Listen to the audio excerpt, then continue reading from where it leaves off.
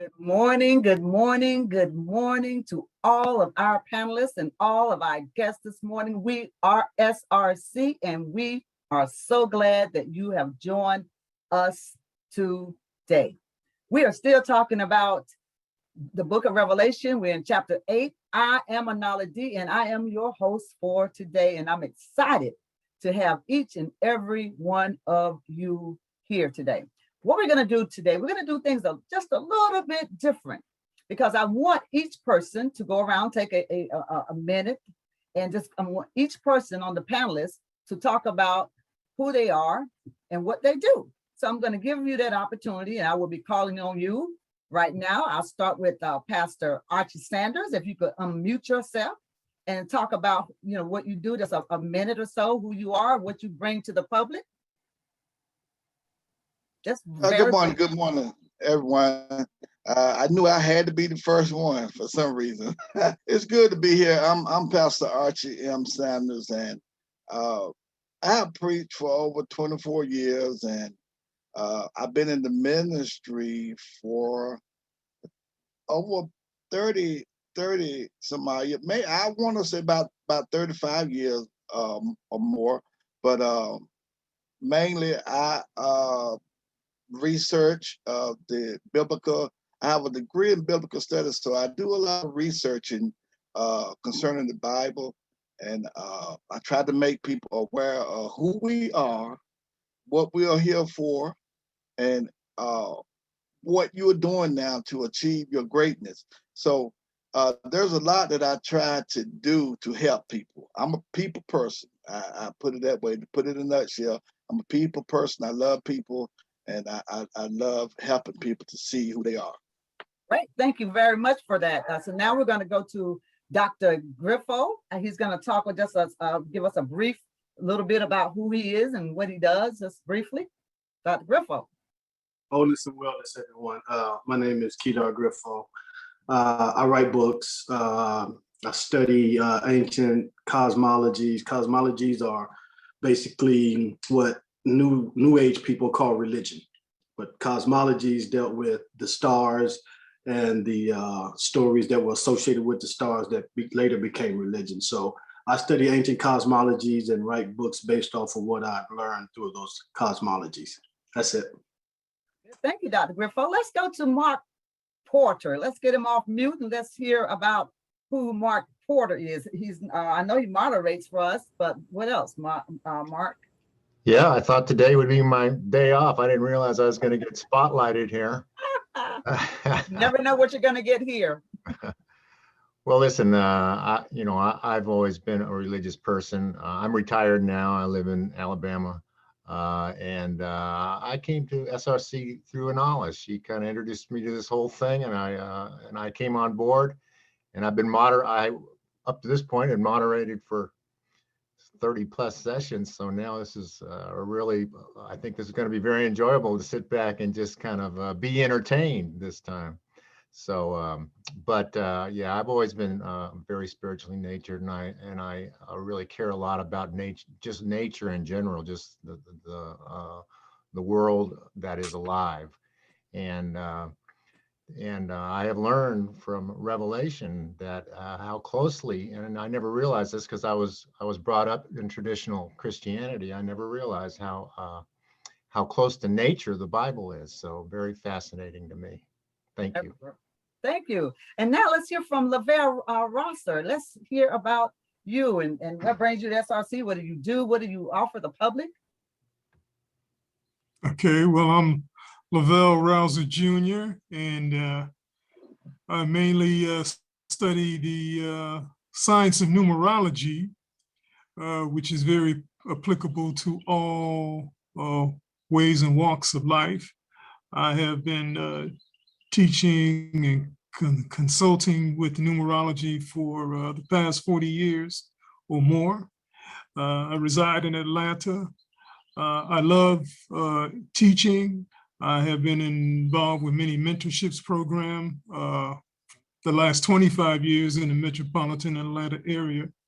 And so that's pretty much been my main motif, is to engage people for them to truly find out who they are and to live a life of joy, happiness, and freedom.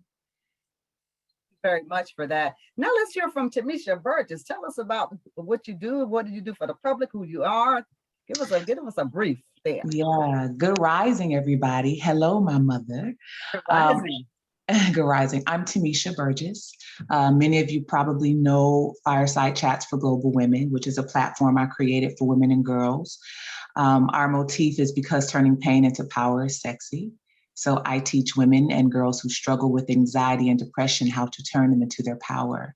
But before I ever knew I would do that, I first had to journey through turning my own life struggles into things that I would consider alchemizing pain into power. I also founded a technology company when I had no idea what I was doing. I founded a compliance company for professionals who work with the special needs population. So I have my purpose and my mission, which I combine into helping women and girls globally and also helping professionals with the special needs population. So much for that. Thank you, Tamisha, for that. And today, SRC, we have a special guest with us. We have Miss RCA Sanders with us today, who is going to be talking about what she understands about Revelation, because we are in Revelation. We are, and as a matter of fact, we're in chapter 8. But right now, RCA, which is my niece, by the way, why don't you tell us a little bit about yourself? What do you do for the public, and how did you get to be here on SRC today? Hey everybody, I'm RCA Sanders. I'm 23 years old. Right now I'm an educator. I work at Booker T. Washington High School with children with behavioral problems. So I'm a behavioral specialist. I also run a mentorship program called Queens to Queens Incorporated. And then I just wrote a book called Natural Average Prayer Journal, and it's on Amazon right now. Very good. Well, let's welcome RCA Sanders to our broadcast today, our live broadcast. We are recording. For those of you who don't wish to show your face, you don't have to, but today we record as we always do. We're not going to go and talk about who SRC is, because you can get all that information on our YouTube channel. But what we will do right now is we're going to open it up and we're going to talk about Revelation chapter 8. Before we let you go, RCA, can you tell us, what do you know about the book of Revelation? Or what have you been taught? Because I know you say you're 23 years of age. And I know when I was 23, man, I was being taught a whole bunch of scary stuff. So what have you been taught about Revelation? I think everybody has been taught scary things about Revelation. Growing up, that's the book of the Bible that you just don't go to, that you just don't read. Because of everything that's in there, so much death and, different things like that. But as I got older and different understanding, I see that it's not as bad as it, was painted out to be to me. So I'm still reading, I'm still learning, I'm still understanding. I have my grandfather. He gives me a lot of insight on stuff when I have all these questions. I ask him everything. I asked him everything, but yeah, so as I'm growing and understanding, and I hope to grow some more understanding and gain a little bit of more knowledge when I get off of this with you guys, but I'm really starting to understand that it's not as bad as I thought it was. It's not as bad as, the killings and, everybody like, don't read Revelation, the world is gonna end, like when I was growing up, but that's not the case at all. I am so glad you're here with us, because you know what? Revelation is not bad at all. And you're going to learn this today. You're going to learn, well, number one, let me just tell the audience, go back and look at our YouTube videos if you missed a lot of these episodes, because right now we're into episode 14, and there has been a lot of nuggets already shared about the book of Revelation.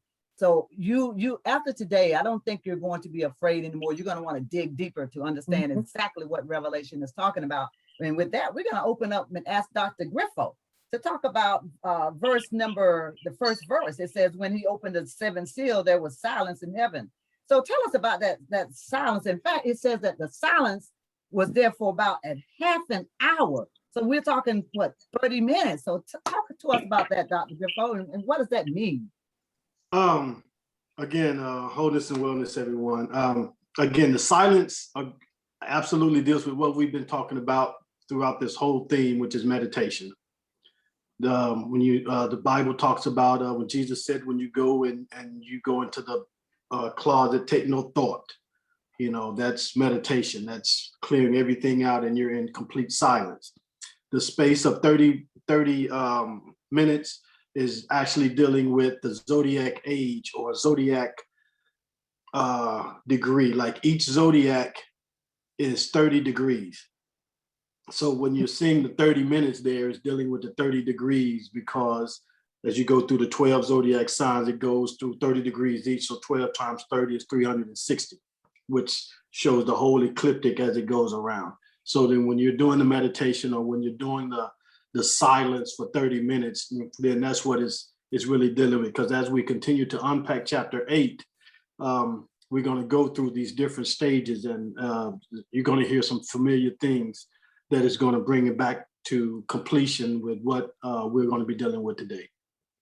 So it's simple. It's nothing really heavy. It's just dealing with that space of 30 years or 30 years or 30 seconds or 30 minutes, but it's all about silencing the mind.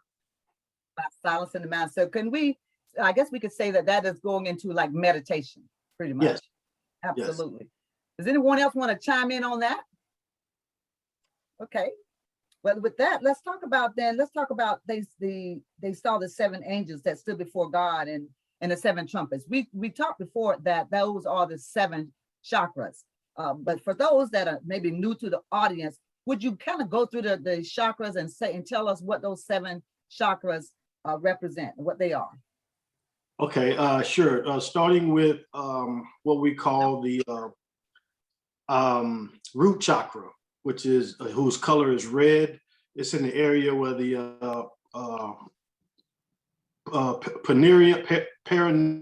can't even say that word, but you ladies know that there's a space between the anus and the vagina that sometimes when you have children, it gets ripped. But that area right there, that's where the root chakra is. And then moving up to the next chakra will be the sacral chakra that deals with your sexual organs. Is ruled by Scorpio. Next coming up will be the navel chakra. It's a yellow color. And then we're moving on up to the heart chakra, which is the midway point. It's normally what in the religious world, in the metaphysical religious world, that's where the earth is. Even though it's ruled by the sun in another aspect of it, but it's where the earth is because it divides the heavens from the earth. So it's the midway point. Next coming up is the throat chakra. Excuse me. This is where you start to get into the more spiritual aspects of the chakra system. And then following that, going up one more, will be in the third eye area. Is the that color is indigo. And last but not least is the crown chakra, which is ruled by the color purple. And that's the highest of the 7 that you can get to. So when it talks about the 7 trumpets, these are your 7 trumpets. When it talks about the 7 candlesticks, these are your 7 candlesticks. This is all symbolism. This is the book that book of life that has a spine and is written on the backside. You know, this is all of that is. So they symbolized it in various ways, but they're still talking about the same thing. So when you say book, Dr. Griffo, are you saying that our bodies are the book?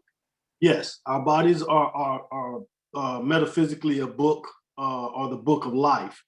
And if we are able to ascend those 7 chakras, then that trumpet is blown, and then we will be baptized with fire and get to the highest level where we'll be able to commune directly with God. So all the other ones, we're working our way up to it. I'm sorry, go ahead. No, go ahead. So you're working your way from the root chakra all the way to the crown chakra. Correct. Okay, so what does incense have to do with all of that? And I know we're, you know, and if you guys want to follow along in your Bibles, you can. Right now we're talking, Dr. Griffiths went from verse 1 through 3, and I just asked him a question about verse 4, which is incense that which came with the prayers of the saints. What does that have to do with anything? If you recall, all throughout the Bible, they would always talk about how they would make a sacrifice unto God, and it would be a sweet savor unto the Lord. Well, as we know from our conversations here, that God dwells up here. Also up here is where we have our sensory factors as far as the sense of smell, etc. The altar is up here. So when you're burning incense, and incense have certain incense like frankincense, myrrh, sandalwood, these have a very spiritual connotation. They have a very spiritual essence. So when you're burning these things, that scent that's coming here and is going up to the, I can't think of the scientific word for it, but olfactory bulb or something like that. I know I'm not pronouncing it right, but anybody in the medical industry, they know what I'm talking about. And this deals with the senses, and then it brings us to a higher spiritual level. This is why when you go in the Catholic Church, they have what the little thing that they swing in there, putting the incense out there, because they're trying to put you in a more tranquil, a more spiritual state. And so that burning of the incense was also is the symbolism behind that, and that comes from dealing with essential oils. If you remember the story of Mary grabbing Jesus' feet, and she got some spikenard and she put it in her hair and she used that to rub his feet. Well, what they understand is using essential oils. If you put the oils at the bottom of the feet, it gets into the bloodstream a lot quicker. Have an effect, whether it's going to make you more spiritual, whether it's going to create certain characteristics or certain emotional energies within you. So then they understand the power of incense and essential oils. And that was the purpose of that, because as you rise up, again, you're going to start to smell the sweet savor of paradise, because you are ascending Jacob's ladder, or you're climbing the Tower of Babel to reach God. You know what I mean? So then that's what it's all talking about, is how that essence rises up and then it touches this area, and then those nerves and the sensory parts of our brain processes that to make us again feel a more spiritual, tranquil, God-like energy. So that's why they have to burn those incense. Right. I see that we have a hand up from Mark Porter. Yeah, I just wanted to point out there in that verse 4 where it says the incense goes up before God. And so they're not talking about God in heaven. We're talking about ourselves, right? Correct. The God that's in here, the real God that's in here, that the Bible routinely tells us is inside of us, or the kingdom of heaven is inside of us. So then that's where the God is, because God dwells in heaven. The kingdom of heaven is inside of us, and God dwells in heaven, and God has to be inside of us.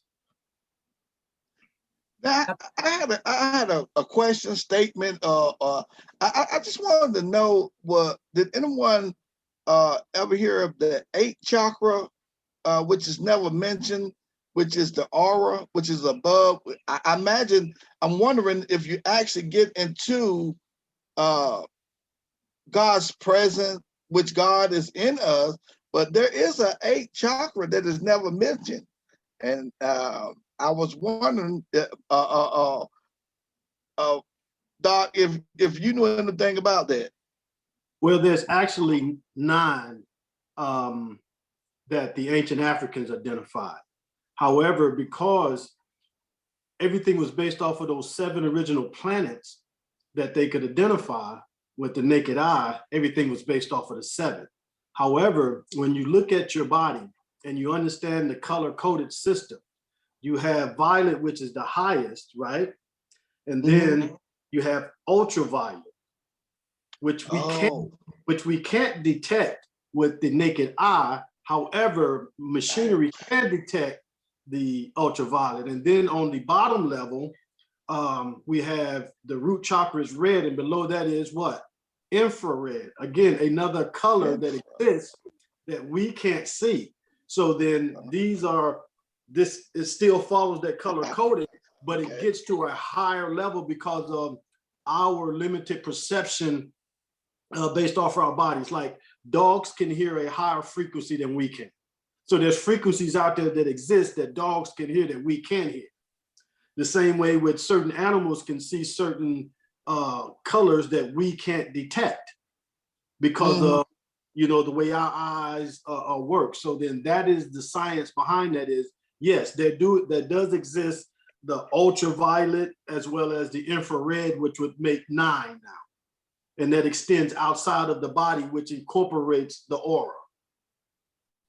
So it exists, but because of our limited perceptions with the human body, then we can't see those colors unless we use certain electronic equipment that's designed to detect that type of stuff. So yes, it actually exists, absolutely.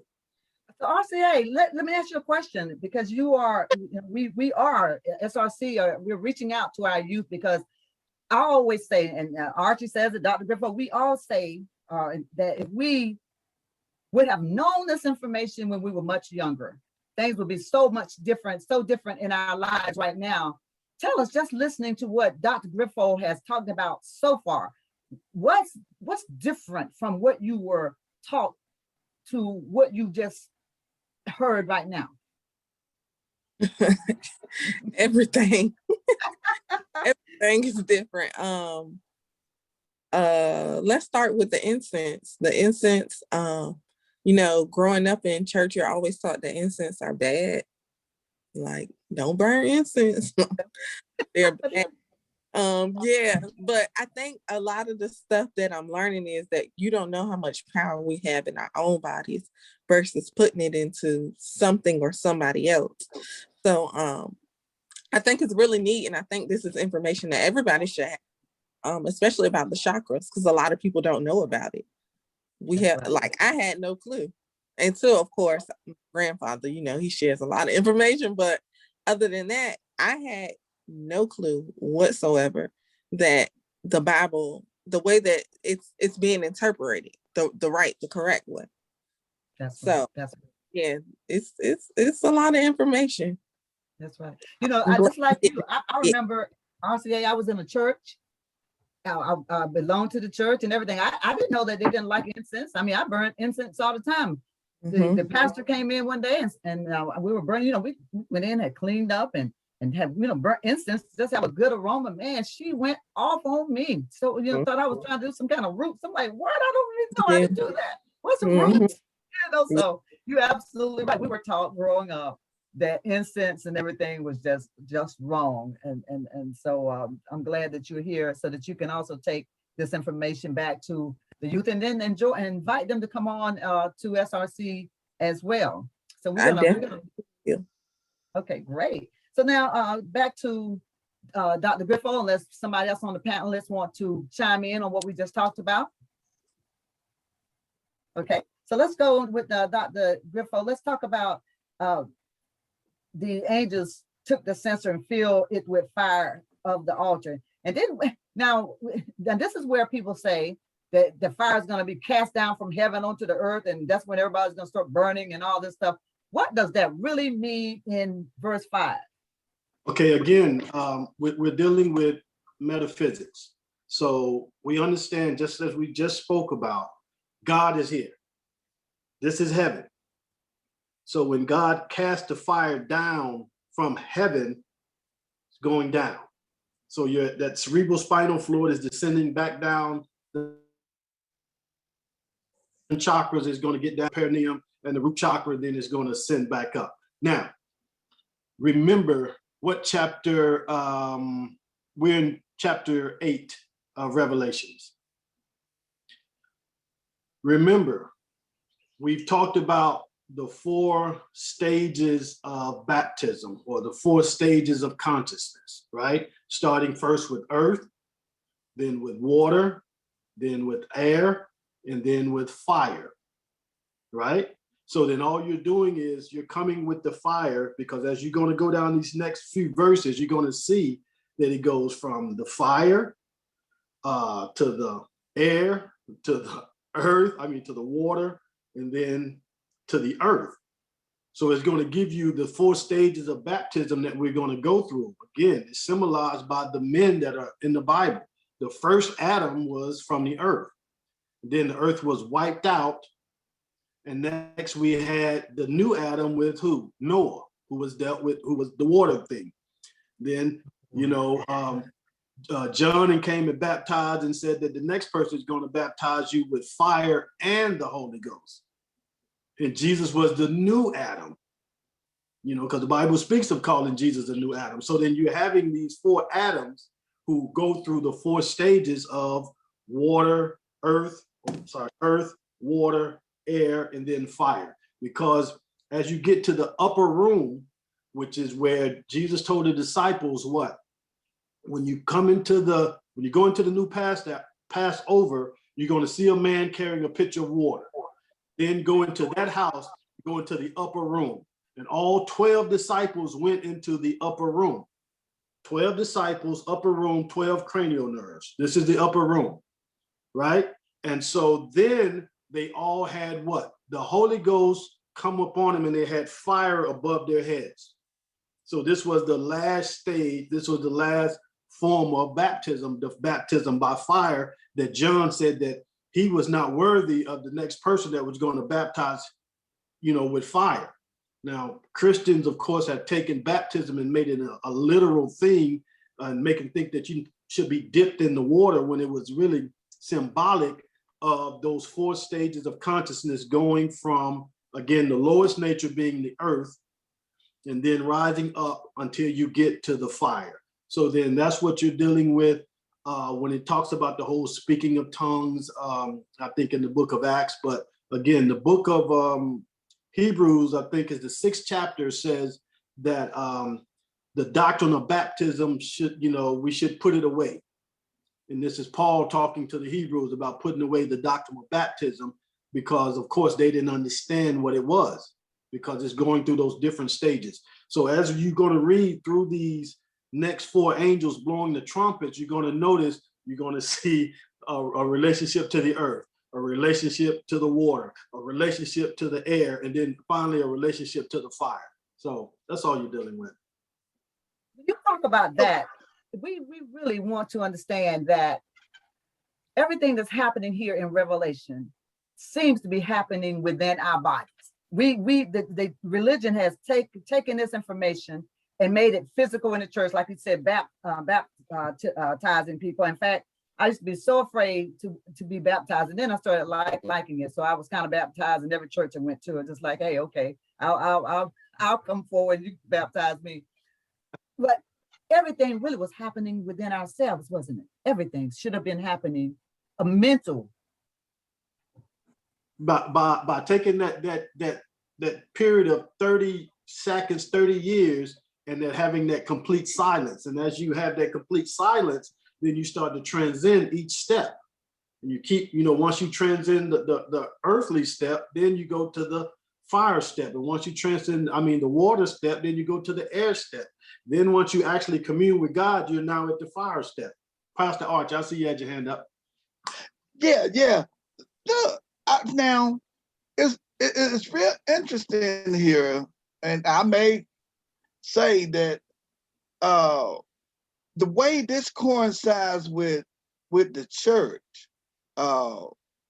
if you notice, most people we don't baptize people until they actually are really ready to give their whole life over, as we say, to the Lord and live holy unto God. Now, the interesting thing here is that this is the first step of consciousness, is your awareness of who you are. That this is where you come to understand who you are as an individual. And this first step of consciousness, it applies to the church. The church has incorporated that into the church, to where you are able to okay, now you want to take this step. You got to get baptized in order, you know, the be born of the water, the spirit. You're gonna go be dipped down in the water, and it signifies that now you're no longer that old you, you're a new you. What is so interesting to me is that in this symbolism, we began at this point to realize who we are as an individual, and then we, as you were saying, we began to go through the other steps once we realized who we are, the I amness, the I amness of, you know, what was even in the Bible, I am that I am. We come to realize that, wait a minute, we're somebody other than what we've been told.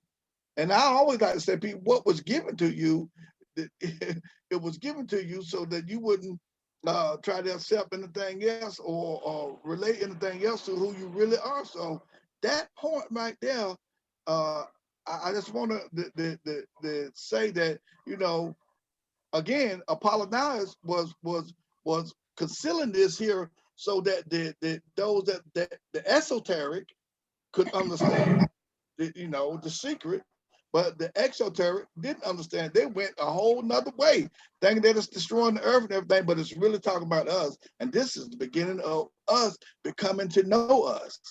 I am that I am. Thank you very much for that, Pastor Archie. I have Tamisha has her hand up. Let's hear what you have to say on that, Tamisha. Yeah, I just want to piggyback off of last Sunday or the Sunday, Pastor Archie, Uncle Pastor Archie.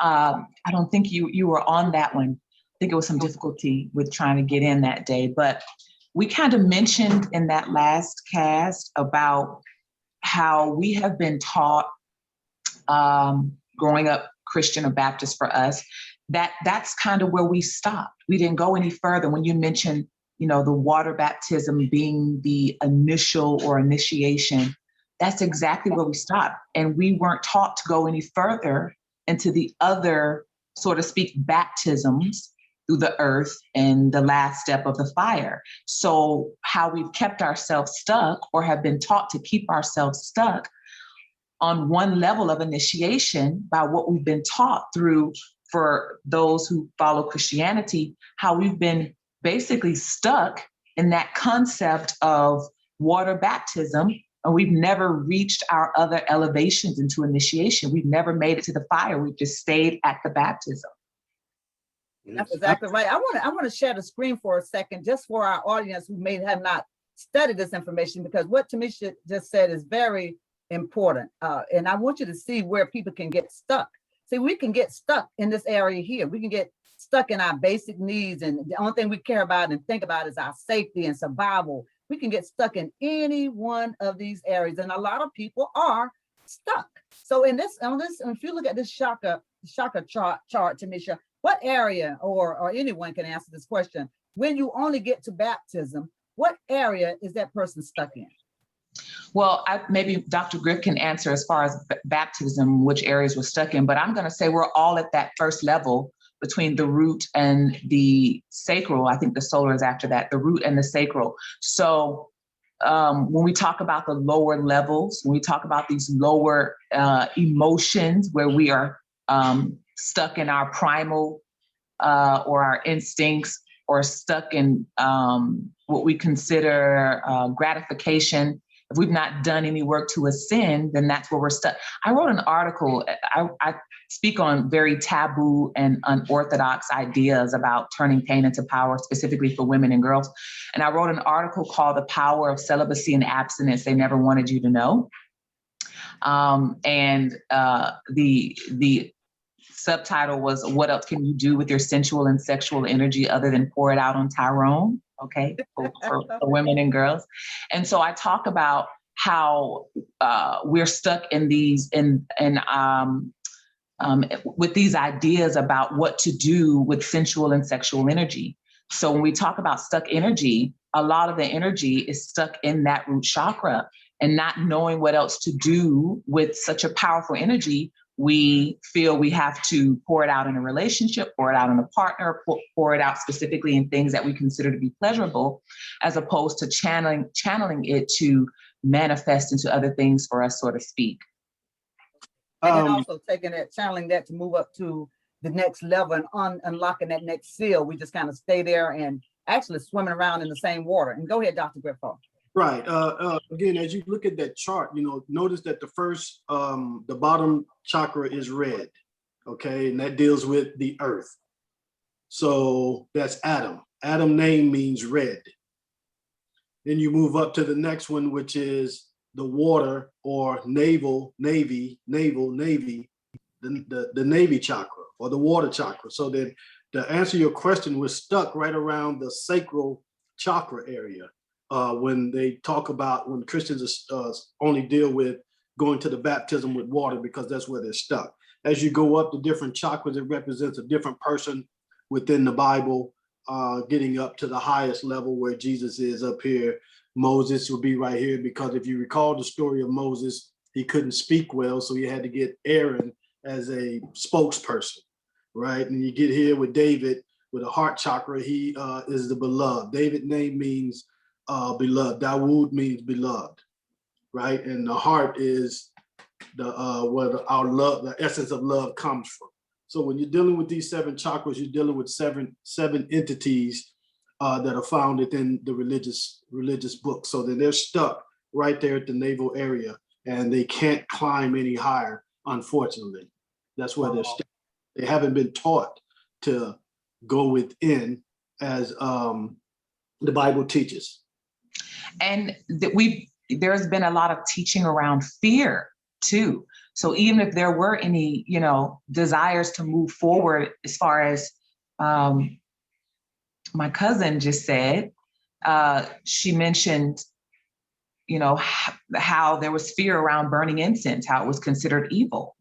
And so even if there was some inclination to move past that, there's fear that has been keeping human evolution stagnant. Taught fear, perpetuated fear, and why? Or I don't know if we can name all the reasons here, but control is number one.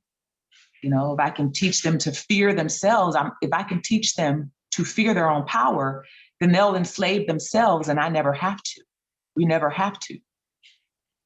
Our RCA, why don't you tell us a little bit about because you talked about fear, and Tamisha just mentioned it, and Dr. Griffo just kind of mentioned where we get stuck at. So tell us, RCA, if you're still there, about some of the people that you talk to, the young people, because you work with young people all the time, and just thinking about that chakra chart that we've put up. What do you see most people stuck at in the people that you work with every day? Well, for starters, they don't have the information at all. They know anything about it, especially when it comes to children.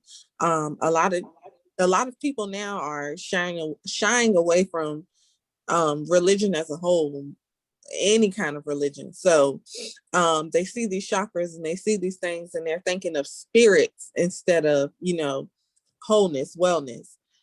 So they shy away from it altogether, especially kids. Wow. And what is the answer to that? What is, because man, I don't know what I would have been like if somebody shared this with me when I was a child. I would have probably been like them and thinking that, oh, I'm not going to do that, because we were so trained by religion that this was so wrong and we're going to hell and we're doing something wrong. I think that most people would be afraid and think it's an occult or something, and instead of trying to learn and get information. What do you think the answer? What do you do with that? Do you just keep putting it out there and hopefully they'll get it, or you do a one-on-one? How does that work in the young mind? Yeah, more so one-on-one, give them the information. I've learned with children, the thing that helps them the most is testimony. So you give them your story, you tell them how you came out and what you realize and what you've learned, and that helps them for better understanding. Yeah, because you know what? I remember even in church, most people when they're talking about how they once were a sinner and God brought them out and all this stuff. And that's one of the reasons I want to go in that direction, because I thought that God had brought them out of something. But as I looked on later in life, they were still stuck in the stuff they said they came out of. So you're absolutely right. I think that might be a good way to get the information out to them. So Dr. Griffo, let me get back to you for a second, because I want to understand this whole hell and mingled with fire, mingled with blood and cast upon the earth and all the trees burn up and all that. Tell us about that and unpack a little bit of that for us. Whew, that goes actually into the fire god Vulcan. If you go and read, I think Exodus chapter 19, I think it is, verses 16 through 18, it talks about this God that when he descends into the mountain and then the fire spews out and the earth shakes and all of these things, is dealing directly with the Vulcan god, the god called Vulcan, which as we learned through Star Trek, they did this, right? Well, when you go to a Orthodox Jewish synagogue, when the priests get ready to bless the congregation, they do this. So when Leonard Nimoy did this in Star Trek, he was giving an ode to this this Vulcan volcano god, who I think you can also find references in the book of Psalms. I think it's the 18th chapter or something like that. So what you're dealing with that particular verse, with this angry God that is sending fire down on the earth, the other aspect of that is dealing with a Vulcan god. Now, this again means to bless, but it's also the Hebrew letter Shin, which is the S in Hebrew, right? That stands for Shekinah, the feminine energy, the feminine essence. But on the other level, in another secret society called Freemasons, they call Tubal-Cain the Vulcan to the pagans. Now, Tubal-Cain has various references, one being the male sexual organ, Tubal-Cain. Oh. Okay, so that's dealing with what? The lower nature, the area where the fire is, the area that, the reproductive area that we all must exercise at different aspects of our lifetime, of our existence. But so then this angriness, this energy that's circulating down here where the chi is actually in association with that fire. So then again, that's all you're dealing with. But to get back to previously where you talked about the people being stuck out of fear and they're not being able to advance. Well, this is why the church fathers always taught the story about the Tower of Babel. Because what happened? The people had become one, or your thoughts had become one, and they started to climb up the Tower of Babel, the spine, on their way up to where? Heaven. So God got afraid, according to the way they tell the story, and confounded their tongues so that they wouldn't be able to reach where God is, because the word Babylon or Babel, it does not mean talking incoherently. In Semitic languages, the word Baab is door or gate.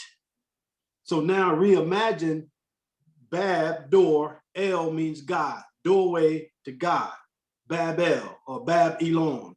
The God of the Bible is called, the Most High God is called Elyon El, Bab Elyon El, or doorway to the Most High God. So then they didn't want those people to reach the Most High God through meditation, through sacrificing, through discipline. So then they had to throw it off and make them confound their tongue where they could no longer try to ascend to God. And that's what the preachers have done, is they have shut down the people so that they don't know how to ascend to God via the Tower of Babel.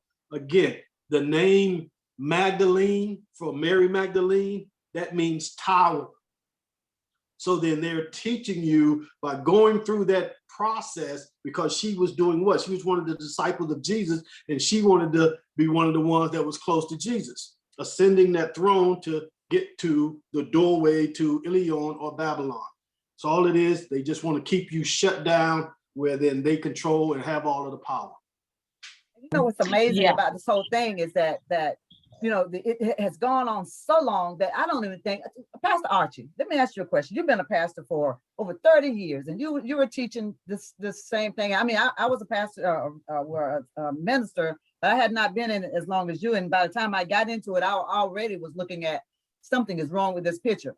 But you've been a pastor for a long time, so tell me, when you were teaching this stuff, it wasn't something that you studied and learned the things that we know now, but you were teaching what you had been taught from other pastors and from other from religion, wasn't it?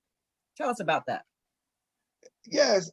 Well, you know, as I was telling someone last night, I got involved with religion when I met my wife, and you know, she introduced me to the Holiness Church, and you know, wow, man. When I went in there, I was amazed at what was going on in there. People were running around, hollering and screaming and rolling on the floor, and yes, the person in charge gave you the feeling that everything that they're telling you comes from above, from God, who sits high and looks low. So you are led to believe that, whoa, you're in the look, God is they in the spirit, and this is what you are to do. And if you look at the churches, most people they only get a word from God on Sunday. Most don't study, but something, maybe it's just me being born May 17th, 1958, that or just something in me. All the stuff I studied, y'all. I'm telling you, I studied when the preacher told me to do something, I believed it. I followed it to the T. I fasted to the T. When they say fast, I fast.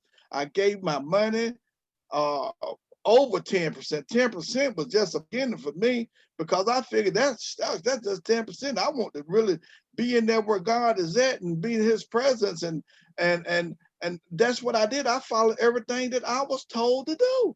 Because So in other words, you listened to what the pastor said. You were preaching what you were taught. Yes, and not only you know did I just listen to what they were saying, I began to dig. You know, and that's where my problems started to happen there.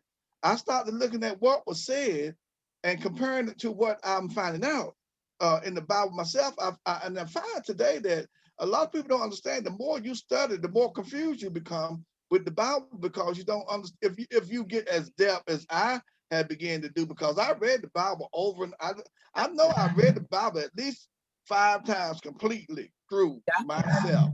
Thank you, Pastor Archie. I appreciate that. So in other words, you were teaching what you have been taught until you start researching for yourself. Thank you so much. I know that Tamisha had her hand up. Let's go to Tamisha. Thank you.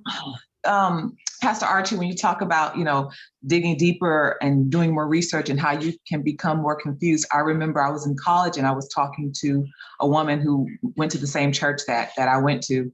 And I had all these questions and I said, well, what about, you know, why this and why that? And she says to me, I think if you continue to ask questions, you're going to continue to be confused. And so I taught myself not to ask questions. I said, well, maybe it's not good. And I'll just stick to what's written here and just try to make this work. So I feel you on that. But I want to go back to Dr. Griff, when you were saying that God became afraid and then confused the languages. You know, in my mind, what was coming up was, well, which God became afraid, right? Because God exists in all of us. So once I see people coming into their own power, am I becoming afraid that they are finding out this knowledge that I don't want them to know? Because then that makes me lose control, right? Lose control over them. So which God became afraid and wanted to and confuse the languages? And then the other part of that came up for me was, when you hit a certain point in your ascension journey, languages it has to change, because it almost becomes the language of the ancients, right? So this is our human language. So there is a level that I believe and know that you get to where the mundane day-to-day 3D way of communication can no longer work. So if you're not aware of that, you can fear what you do not yet understand. There's another level or process to initiation. And once you hit that level, then what you understand and what you've been taught starts to dissolve. And that's where the fear also comes in at. Dr. Griffo?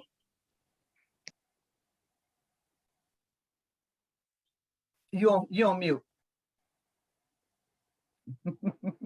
Sorry, that deity that was afraid is that Vulcan god, that Vulcan deity, that angry fire god, that lower nature who you wrestle with on a daily basis. So that was the god that became afraid. And again, I agree with you absolutely. Once you ascend to that highest level, then your language does change because you're understanding now the metaphysical, you're understanding esoteric, you're understanding the spiritual aspects of everything now because you're actually communing with God, the real God, the caring, nurturing, all-knowing God who will start to then give you the knowledge, give you the thoughts, give you the information that you so anxiously desire to know. And they wanted to keep you dealing with that fire God, that Tubal Cain, in that lower nature, as opposed to, like I said, that's the beastly nature, that's the earth. You know what I mean? So, it talks about those beings that were in sackcloth and on all fours because they were dealing with their beastly nature. But as they rose up, then they started to change and become a different being. They went from being a beast man to a son of God. So then once you ascend to that level, you become a son of God, as Genesis chapter 6 says, who had intercourse with the daughters of men, meaning they had the thought processes with the lower nature. And then as they combined the two, they became giants, or the information then exploded and they understood a lot more at that point and became a son of God. So that's all it is. But absolutely, I agree with you. A son of God, S-U-N of God, not S-O-N of God. It's the same word. So let me say this too. And also when you're talking about when you talk about what gods did and they didn't want this, you got to remember that we are all gods walking around in this suit of flesh. And some of the gods that's walking around in the suits of flesh didn't want the other gods to know what they know. So therefore they wrote things and manipulated the information that we read, because there's always a person or a god in a flesh suit sometimes that does not want that person, other people, to have the same information. And that's who when they're talking about those types of gods, I believe that those are the gods that walking around in flesh suits that didn't want everybody to know that they were the same. They wanted you to feel like you were a lower god than that what they are. And so those are some of the things we're talking about. That story is, oh my God, it's told so many times in the Bible. One with when the devil went into heaven, when it says that the sons of God came into heaven and the devil came amongst them as well. So this was a son of God that didn't want the other angels to know. And as he said, check this out. He said, I went to and fro and east and west. Did y'all see that? As well as if you go back to Genesis chapter 3, verse 22, where it says that the story of God and Adam and Eve and the devil, where the devil says, God does know that if you eat of this fruit, you will become like God, knowing good from evil. And then God got mad because the devil told them what would happen if they partook of this fruit. And then once they ate it, then God said, well, who told you that you was naked? Have you eaten of the fruit? And then it says, now the man has become as one of us to know good from evil. So then absolutely, both of you guys are on point, and the Bible straight up bears you out. Okay, Tamisha, let's see what you got to say. Becoming like God, right? So we're talking about devil, okay? Something that's supposed to be darker in this hellish place, which we've already established is the lower part of ourselves. And then God is in the crown. So eating of this fruit, I believe I heard a lecture of yours before where you mentioned, so in the Bible it says a snake, kind of tempted, and okay, you ate of the apple and then came enlightened. Can you explain the idea of the Kundalini in relation to the snake? Right. Yeah. When you look, I'm sorry, if you had more in your question. Okay. If you look at your spinal column removed from your body, it resembles a snake. And of course, the spinal column contains all of the nerve fibers or the nerve endings that descend from your brain. And it is the thing that disseminates the messages, electrical impulses, the messages to go up and down and tells the body what to do. So then the snake communicating was the lower nature, sending messages up to the right mind, which is Eve, versus the left mind, which is Adam. And so the snake was communicating with them too.